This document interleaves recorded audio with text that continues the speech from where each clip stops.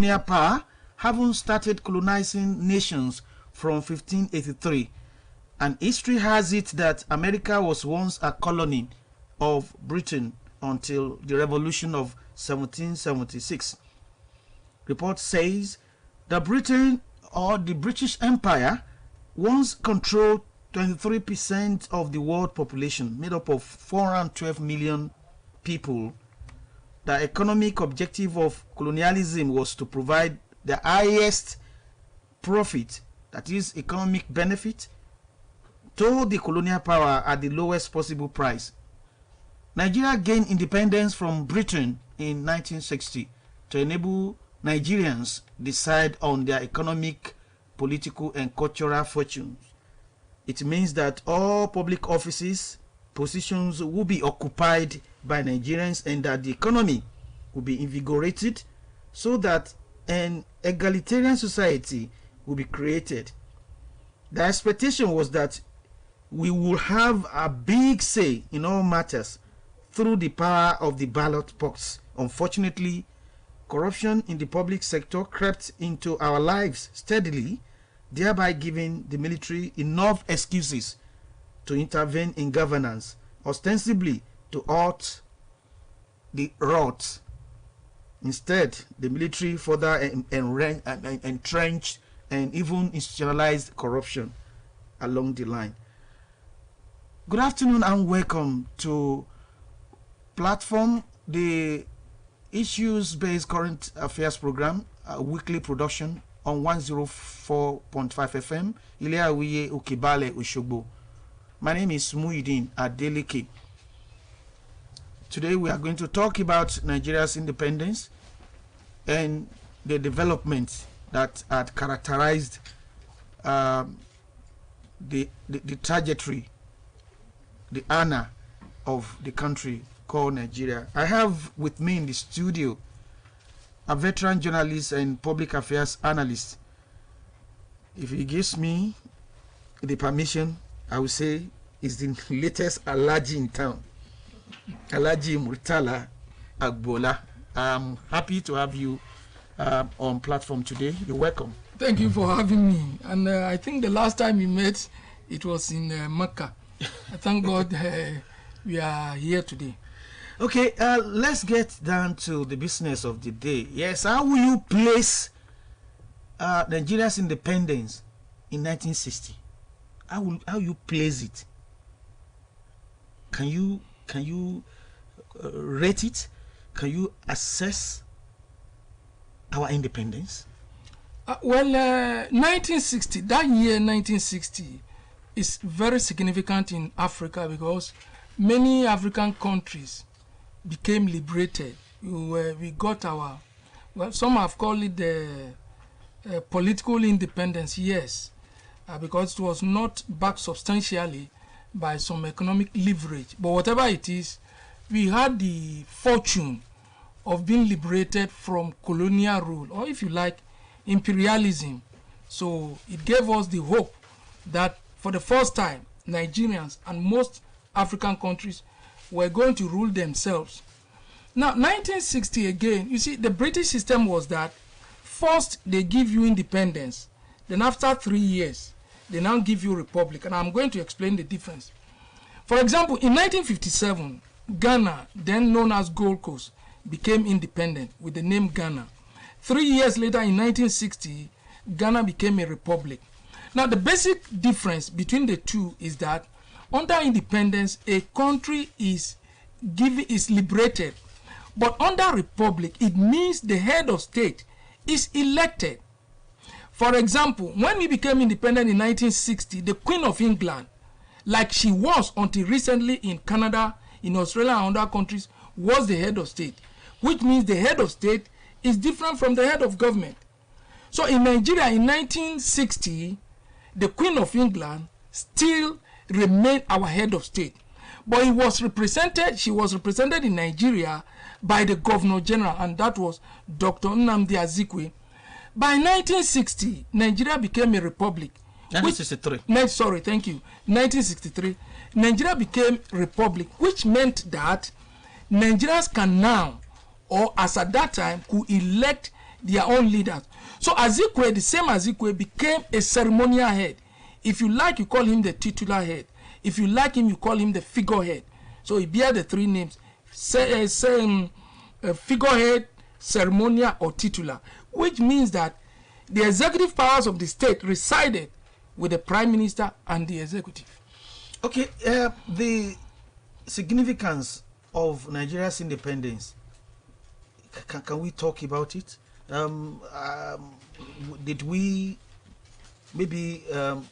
transit in the real sense of it from colonial era to independence? How has the independence, how has it rubbed off on us? On us, yes. I mean, negatively or positively? Well, you see, in 1960, before 1960, like you said, 1957, there was the London Constitutional Conference, 1959, then 1960, it culminated into independence. The expectation was high. And don't forget, by 1952, when Chief Obafemi Awolowo became the premier of the Western region, he introduced so many innovations. We had what do you call it? And 1966. Between 1960 and 1963, we had the First Republic. And 1966. Between 1960 and 1963, we had the First Republic. The 1966, the coup happened and everything got scattered. So, whereas the expectation was very high, many real achievements, particularly economically, was not. But give it to the Western region. In the East too, there were some achievements, likewise in the West. For example, Zik also established the first university in Africa. In Nigeria. That's the University of Nigeria, Nsukka, and some other things. The Bello too established what was named after him, Ahmad Bello University.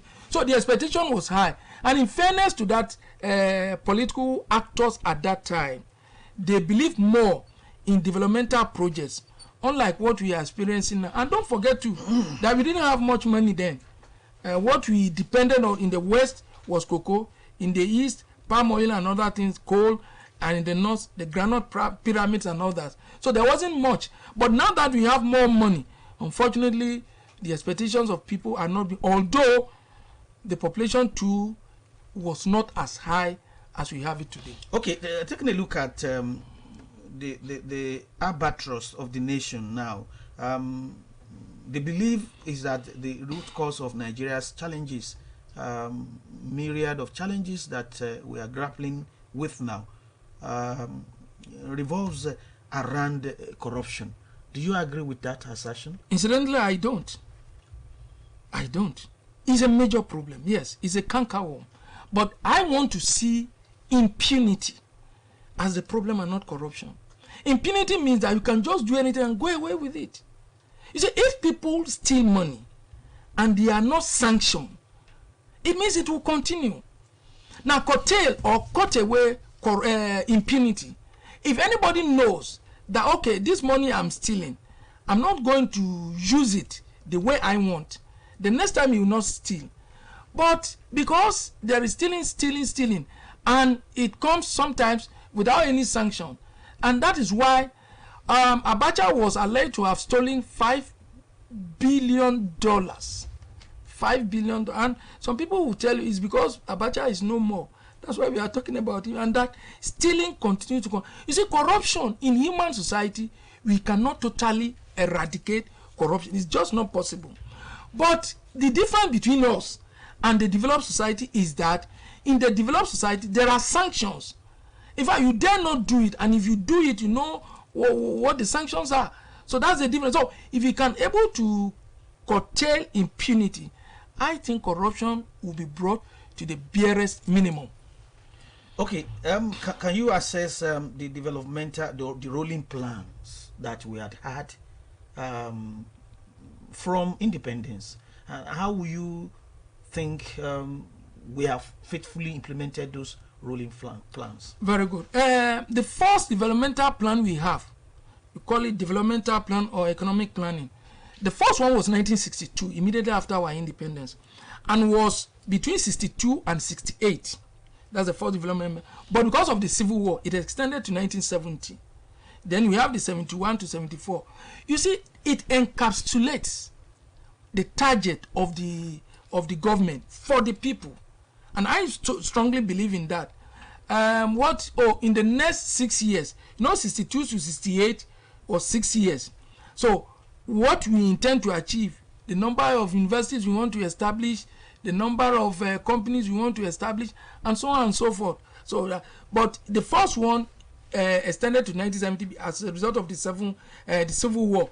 Then 1971, we have 71 to 74. So and so on and so forth. Now the whole essence, I believe in that. Although this time, then Babangida came, he changed it to perspective planning and rolling plan. Perspective will take about 17 years and so on and so forth. Now we have the midterm expenditure framework, MTEF. So all these things, you see, the whole essence, I believe strongly in that of the First Republic. A target will be set.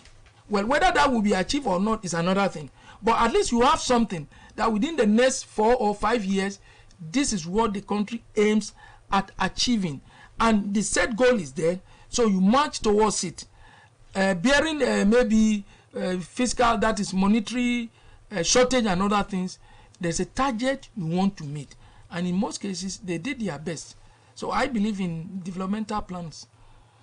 Okay, thank you very much. For those that are just joining us, we are trying to situate Nigeria's independence 62 years ago. We have in the studio a public affairs analyst, Alhaji Murtala Bola. A 60-year-old man is deemed to be old.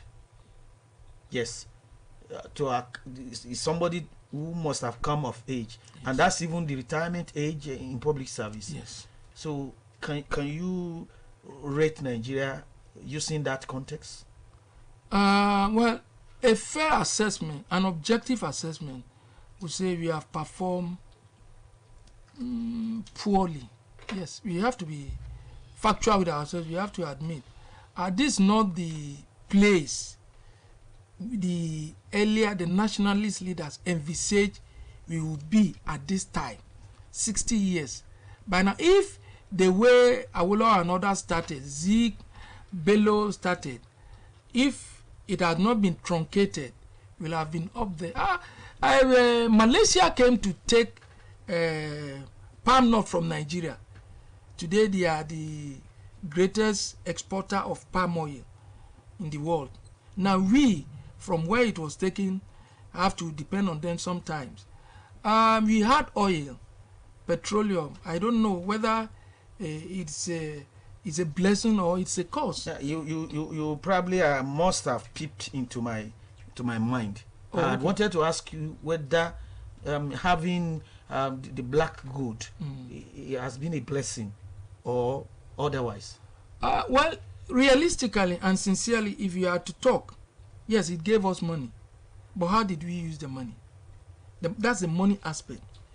But the black gold itself, what is our value added? We don't add any value. Today, we only drill the land, that is nature, and then we send it abroad to be refined and brought back to us. It's a shame on us. It's a big shame. Now, if we have added value, and for you, of course, you know that there is no thriving or any refinery functioning now. Now, if we have refineries functioning, besides petroleum, that is besides petrol, PMS, and then kerosene, and there are other byproducts. This will give people job. Now, what it means is that we are outsourcing. We are helping to establish industries in other countries where the oil comes from, are suffering. So these are some people see it more as a cost than as a blessing. Yeah, but what? Because it gives us money, it made us the champion of Africa.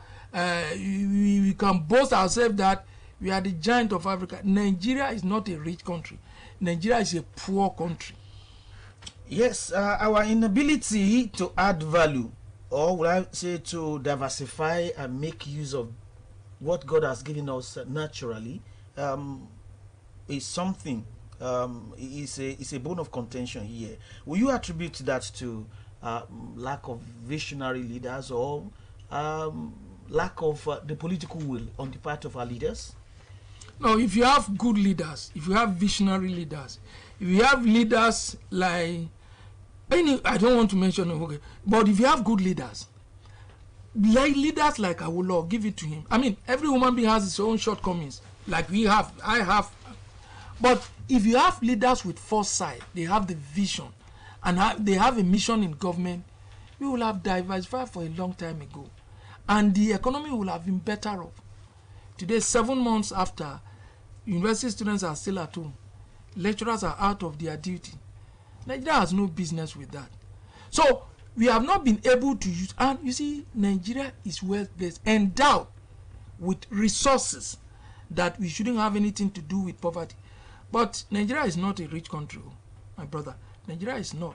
Because what are the indices of, is it the per capita income? Is it the health indices? Is it education? Is it because we have now been classified as the headquarters of the world poverty? I mean, so we are not up there. In fact, we are not even in the intermediary, in the middle. We are down there. We are down there. So okay, some might want a cross section of Nigerians, even people in diaspora might want to give it to the fact that we are lacking, or we are lagging behind in the aspect of leadership. Some want to say the problems we have today are really predicated on sabotage and what have you. How will you factor the variable called followership into the whole problem we have now? Mr. Moderator, we are all part of the problem. We are, because you see, we are all opportunists waiting in the wings, and if we get the opportunity, we take advantage of. This is not to say that there are not few Nigerians. In fact, I'm compiling some names, and some of the people on my list is Professor Isiaq Olanrewaju Oloyede, the current JAM registrar. He's a fantastic man. This is a man who read Arabic and Islamic studies. Now we know what he did as a vice chancellor of University of Ilorin, and we know what he's doing at JAM currently, and we know if the latest suggestion he gave to, you know, these federal MDAs, ministries, departments, and agencies are normally take their budget, government budget. He went to them this year and told them, look, we even want to exit those agencies that will be taking money from government, but allow us to charge students 5,000 instead of 3,500, so that you, and don't forget, you see, there's a man between the existence when the JAM was created in 1978 to 2016, that's about 38 years, the JAM was able to remit 50 million to the government, federal government. But within 5 years, Oloyede was able to remit 30 billion to JAM. So, although JAM is ordinarily not supposed to be a revenue generating agency, but this one, so you see, we have some people, but whether they can be able to get into politics or not, I don't know. But there are still some good. What we lack is leadership and followership too, because we are also, if you take public appointment today, Alhaji, the next few hours, people will be in your house, your family members, your friends, your whole students association, the people you live in the same community, they will come and greet you. It is not because they expect you to perform. It is because what everybody wants to take. At the end of the day, no, not after, immediately after some time, and they don't see you doing what other people do. Doling out. Doling out. Handouts. Oh yes. If they don't see you doing that, Then some of them might even go diabolical. They will, Afa, please help us. Say there's nothing wrong with our brother or our son or our father. You understand what I'm saying? So the followership too, we don't expect people to perform. We come around to criticize, to condemn, to chastise leaders. We are also part of the problem. Yes, yes, everybody should take his or her own.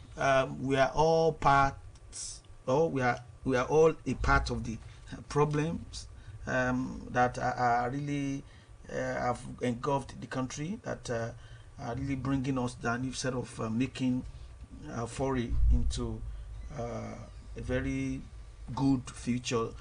Yes, you've been listening to Alhaji Murtala Agbola, a public affairs analyst, speak on Nigeria's independence. Government goes, government comes, yet Nigeria remains. And everybody, 2023 is around the corner. All the presidential candidates now, 18 of them, will be promising heaven and earth. How would their electoral or electionary campaigns, or promises, how would they succeed in translating them into actions? Well, the situation we find ourselves today, if we are going to the election, when it starts, it started yesterday. So what we expect people to do is to talk to issues. Okay. We take a short break now. When we come back, we shall go full into what will happen in 2023. Because I'm just giving you a tip of the iceberg. We'll take a short break now. When we come back, we'll talk about 2023 general elections.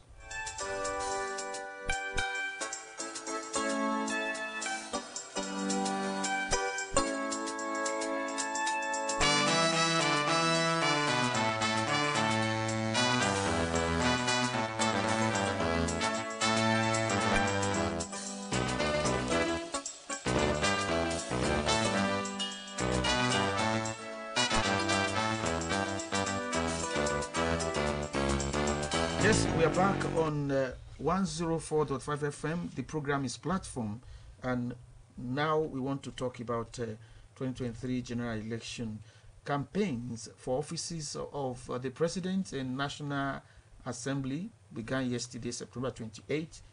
That of governorship and House of Assembly, yes, State House of Assembly will begin on the 12th of next month. Let's talk about the Electoral Act, Section 92 of the Electoral Act 2022. It states that political campaigns must be civil, devoid of abusive language, and without any rancor. And in fact, it forbids any political campaign or slogan tainted with abusive language directly or indirectly, or one likely to injure religious, ethnic, tribal, or sectional feelings. How will you assess this section of the Electoral Act? Well, on the surface of it, I mean, this is what we need. If you want to rule us, we all know, you see, the problems of Nigeria are myriads. And almost everybody knows the problem. The solution is what? So, and manifestos or campaigns are meant to educate people, to enlighten people how we are going to solve it. And if you consider the past, we are not interested, I'm going to give 30 million people jobs. No. How do we intend to solve it? On ground today, we have issue of electricity generation and distribution. That's big. So any leader that is coming up should tell us how he intends. The national grid collapsed, I think yesterday, and that's about the 8th time. This is a recurring decimal. So you tell us how you intend to do it. Now, we have not had refineries. Tell us how many refineries, whether it's going to be PPP, it's going to be government, or it's going to be solely private. Tell us how you are going to.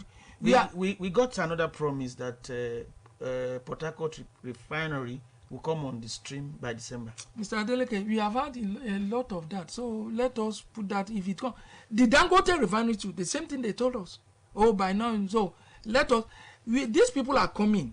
They need our vote. This is the time we can get them. Campaign should be issue based. Now restructuring of the country is also necessary. How we can reduce even the cost of governance.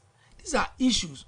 Now on the hate speech and other things, yes, people should if there are enough of issues to discuss than maybe going to Asiwaju is sick, Atiku has done this, obey. No.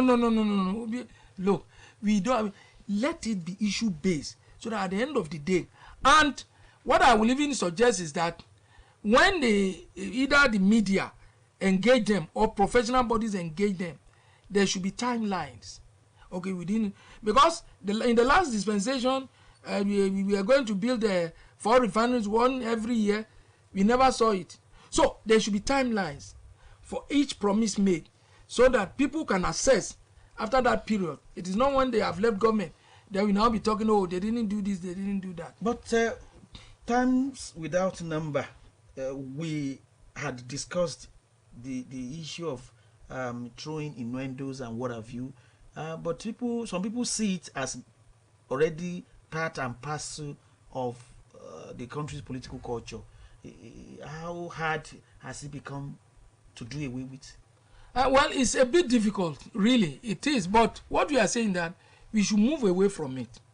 We should not concentrate on that. In those days, that's okay. In Yoruba Palace, they call it Iban Oshelu. Yes, we cannot totally eradicate it. I understand we cannot do that, but we should try as much as possible to limit them.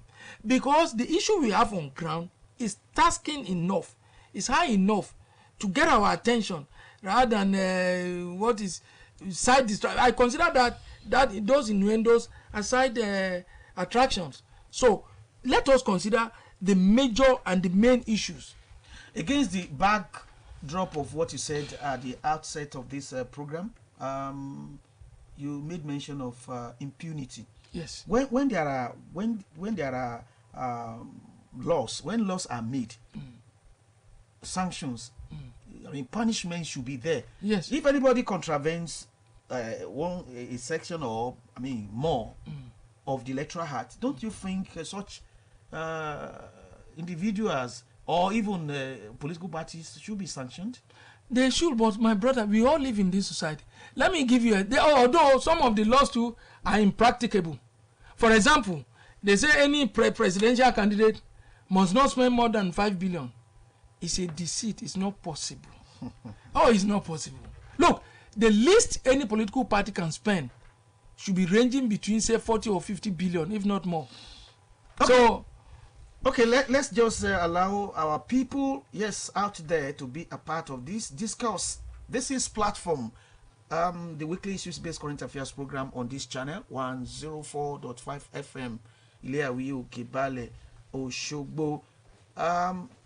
Let's talk about those two areas we have discussed today: Nigeria's independence and then the campaign for 2023 general elections, which began yesterday in respect of the offices of the president and members of the National Assembly, the senators and members of House of Representatives. So please call us on 08033581128 to make comments or ask questions, but we want you to be civil. Be civil. And please don't throw any innuendo, and then let us make it a bit, let us get quick and don't spend much time on your question. 08033581128. That's the number to dial. A call is coming through. Hello? Please let us move away from our radio set, or you turn down the volume. Hello, sir. Yeah, good afternoon. Your name? My name Okay. Okay, thank you for joining us. You see, in Nigeria today, we want peaceful campaign, no violence. All the candidates should be steadfast in their campaigns. They should try to turn things around. The country is in disarray. The economic is bad. There should be, they should base their campaign on program. Campaign should not be jamborees. Good afternoon. Okay, thank you very much. That was a Nigerian then saying that campaign should not be jamboree. Hello? Hello? Hello, sir. Yeah, good afternoon. Hello, sir. You are on to 10. Oladipo Adigun from Ikerun. Thank you for joining us. Please, can't there be a way of reversing the election of any incompetent president that does not fulfill his promise within the time lag? Can't there be a way, like we are witnessing now? Somebody promised that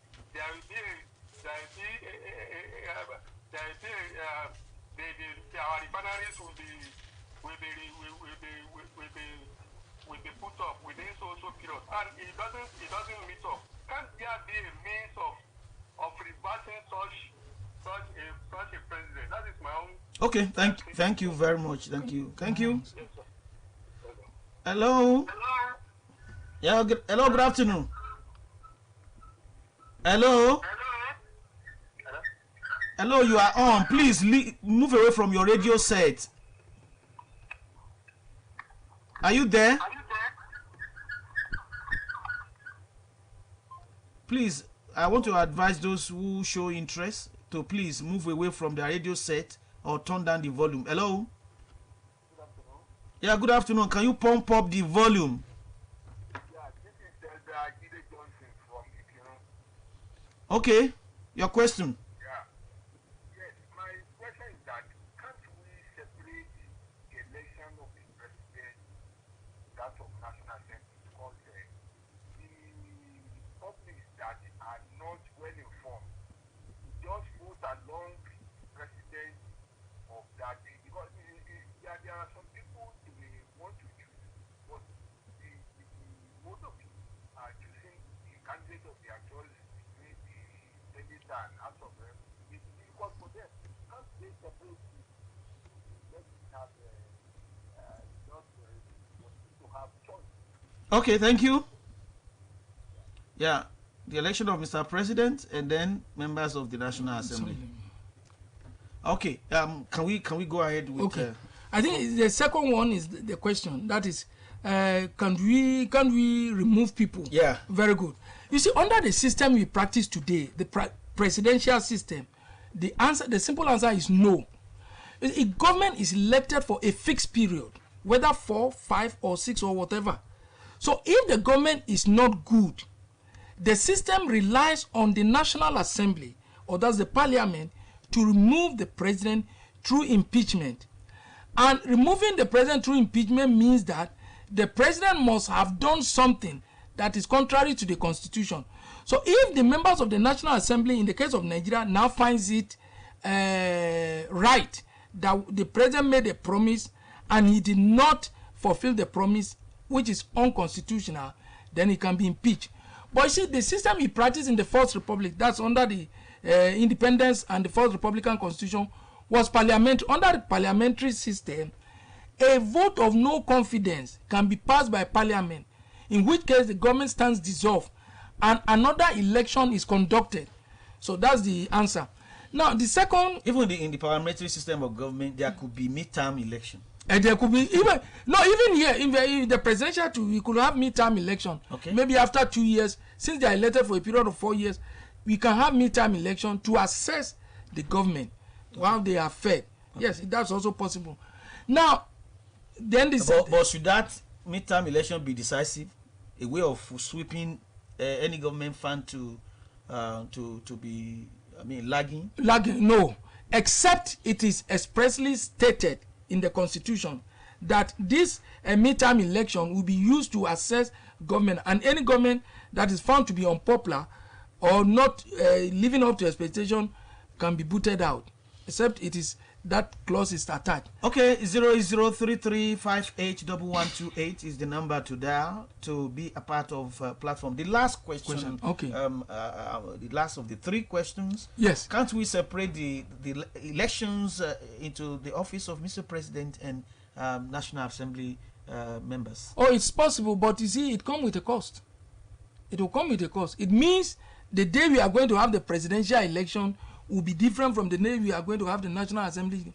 It will be more tasking and more expensive, because instead of killing two birds with one stone, then we are now going to kill two birds with two stones. It's possible, but it comes with a cost. Okay. Yes, our time is fast spent. If we are able to take one or two more questions, we can afford it within the time lag. 08033581128 is the number to dial to be a part of the discourse today on platform coming from 104.5 FM Ile Awiye Okebale Oshogbo. A call is coming through. Hello? Hello? Hello? Yeah, good afternoon. Please move away from your radio set. We don't need to be telling us that we should move away. Let's move away from our radio set. No, I'm not annoyed. Yeah, please go ahead. My name is from PDT. Thank you for joining us. Yes, sir. You see, what they are doing is wrong. It's wrong. It's not good. Why will they spend less than... They always spend the whole Nigerian money. After spending it, they will be annoyed and they will be lying for us. We don't even vote for them. Okay. What you are saying? Is that a good night? Okay, that they should not be spending our money. It's too much. It's too much. Okay. It's too much. They spend the whole Nigerian money and they will say no money, no money, no money. No one will say he wants even to repair that petroleum this thing. Okay. Okay, thank you very much, Mr. Adegoke Babatunde from Fiditi. The last caller, hello? Hello? Hello? Yeah, you are going to be the last caller on the program. Please move away from your radio set. Please make it snappy. You are still close to your radio set. You are still... Yes. Good afternoon. Yeah, good afternoon. Make it snappy.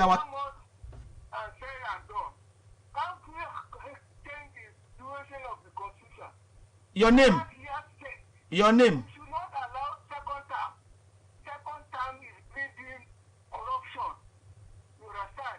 Let them change the constitution to 5 years straight. Okay, 5 straight years without the option of a second term. Okay. Yes. Closing remark. We are time. The reality on ground is that any government that comes after this government will have a lot on his hands. So the person must be prepared, just as Nigerians too must be ready to endure. It's not going to be easy. Whatever they are going to tell us, there are some fundamental issues on ground. The issue of subsidy on petroleum, it has to go, but Nigerians will resist it. The issue of electricity generation and even the pricing too, we should be ready for some hard decisions. Okay, at this point in time, I'd like to thank Alhaji Murtala Agbola, a public affairs analyst and a veteran journalist, for coming on the show today. Thank you. We appreciate you because you are a regular voice on this channel. Titi Ajiboye is the announcer on duty. Olatunji Ojo is the audio officer on the other side of the divide. I want to thank Bola Tito Olawale also. My name is Muideen Adeleke. Thanking you on behalf of the editorial advisor, Abimbola Babatunde. I won't forget to mention Motunrayo Ayigbayo, also being a good supporter of this program. Next week is another time. Do join us then. Thank you.